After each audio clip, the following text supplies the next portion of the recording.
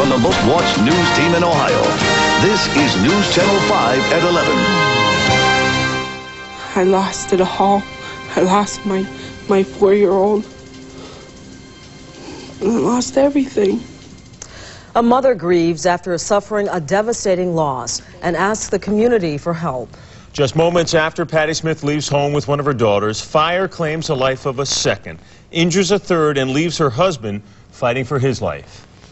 Good evening, everyone. I'm Lorna Barrett. And I'm Jim Hooley. It's one of a parent's worst fears, losing a child. An Ashtabula mother is feeling that loss tonight. A house fire kills her 4-year-old daughter and leaves 2 other family members hospitalized. Fighting the cheers from a hospital waiting room, Patty Smith tells how a devastating house fire struck her family.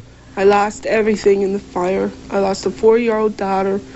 My husband's in the burn center. The fire struck as Patty and a daughter drove from Ashtabula to Cleveland for an appointment. Her husband, 40-year-old Stephen, seen here in earlier days, and daughters, 3-year-old Stephanie and 4-year-old Roseanne, were still in bed. About a half hour later, flames raced through the second floor of their home, claiming the life of the 4-year-old. That despite desperate efforts by the father to save both daughters by taking them out a second-floor window. He had them both in his arms, and Stephanie, Roseanne got scared and jumped out of his arms, and they found her in our room in the other part of the upstairs. Stephen Smith tried to go back in to save Roseanne, but the smoke and flames were too intense. Stephen Smith is hospitalized in critical condition tonight, but his 3-year-old daughter is expected to be okay.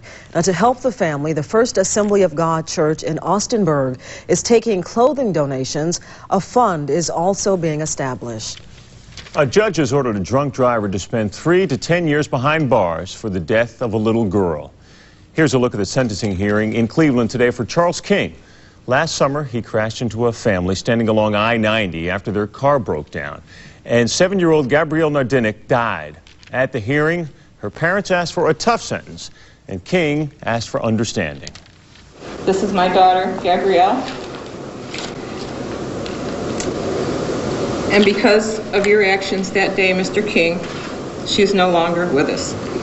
It should have been me instead of her. That's all I could say, and I pray for that little girl every day. After both sides addressed the judge, Charles King hugged the girl's parents and apologized. Well, area shoppers may breathe a little easier now. Police believe they have the man responsible for purse snatching spree through at least 4 shopping centers. 24-year-old John Easter of Brook Park is in jail under $20,000 bond. Police believe he snatched purses in Millburg Heights, Westlake, North Olmsted, and Medina Township to feed a drug habit. Easter was released from prison in 1994 after serving time for assault. In the wake of these recent attacks, many women have become more concerned about their safety while shopping. But there are several ways they can protect themselves. News Channel 5 Jenny Dean got some pointers from an expert on safety. The stories have become all too familiar. Women attacked and sometimes killed as they come and go from shopping. So we asked Patrolman Marty Satoff to show us how women put themselves in danger and how they can avoid it. As you notice, she's looking at the ground.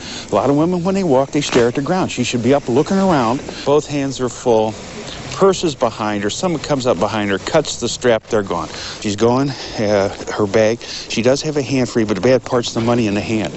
Now, he just told me that you had your money in your hand. I did. I know. I know. So that's one big no-no. She walked by the van. It's just, you know, you can't see who's in the van. Someone's there. You try to avoid that. You want to go to places where you have visibility.